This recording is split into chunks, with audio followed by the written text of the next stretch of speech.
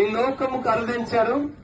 ఆయన సమస్త మానవాళి పాపం నుండి రక్షించుటకు, విడిపించుటకు ఈ లోకాన్ని దిగి వచ్చాడు.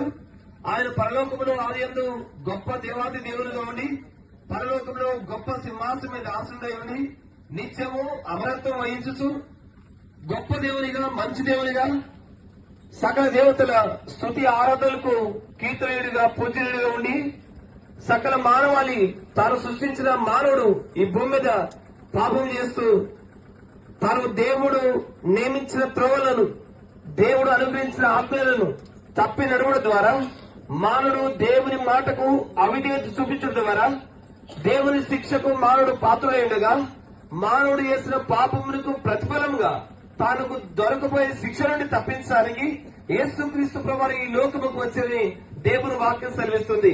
ప్రియ సోదరి, ఈ మాటలు ఒకసారి జ్ఞాపకం చేసుకున్నామా? ఆదియందు దేవుడు మానవునికి ఆజ్ఞలు నియమించాడు. దేవుడు ఆదియందు మానవునికి సమస్త మెదువులైన తన మంచితనాన్ని చూపించి మానవుడు ఏ విధంగా జీవించాలో, మానవుడు ఎలాగో బ్రతకాలో దేవుడు అన్ని దేవుని వాక్యములుగా పలుకుతూ వచ్చాడు. అయితే ప్రియ సోదరి, ఒక మనుషుని యొక్క అవిధేయత లోకంలోనికి మరణమును తీసుకొచ్చింది. ఆ మరణం పాపం వల్ల కలిగింది.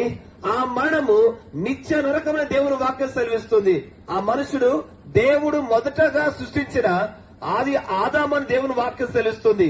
ఆదాము అను ఒక మనుషుడు దేవుని మాటకు, దేవుని ఆజ్ఞకు అవిధేయత చూపించిన కారణం చేత తాను పాపం చేశాడు. ప్రియ సోదరి, నీవు కనుకోవచ్చు, పాపం అంటే ఏంటి? మరి మేమందరం పాపులమని దేవుని వాక్యం సెలవిస్తుంది. ఏ భేదం లేదు, అందరూ పాపులమే. ఇదిగో ఈ మైకులో ఈ వాక్యం చెప్తున్నా, నేను కూడా ఒకప్పుడు పాపినే. అయితే ప్రభువైన యేసుక్రీస్తు విశ్వాసించడం ద్వారా మనం పరిశుద్ధులుగా చేయబడతాం. ప్రభువైన యేసుక్రీస్తు యొక్క మాట విశ్వాసించడం ద్వారా పవిత్రులుగా చేయబడతాం. ప్రియ సోదరి, పాపం అంటే ఏంటి? బైబిల్ గ్రంథం ఈ విధంగా చెప్తుంది, ఆజ్ఞాతిక్రమమే పాపం, పాపం వల్ల వచ్చే జీతం మరణము. అయితే దేవుని కృపావరము మన ప్రభువైన యేసుక్రీస్తు నిశ్చయించమని దేవుని వాక్యం చెప్తుంది. పాపం చేయని వాడేవాడు దేవుని వాక్యం విధంగా సెలవిస్తుంది. మరి మేలు నందుచు పాపము చేయవాడేవాడు దేవుని వాక్యం సెలవిస్తుంది.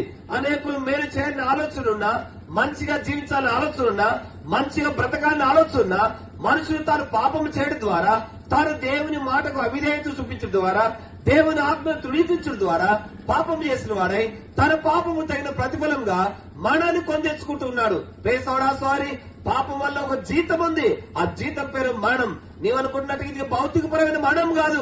చూడండి, మానవుడు తన శరీరంతో ఏదో దినమున, ఏదో ఒక రోజు, ఏదో సందర్భంలో ఈ లోకయాత్ర విడిచిపెట్టవలసిందే. దాన్ని మనం భౌతికపరమైన మరణం అంటాం. అయితే రెండవ మరణం ఉంది.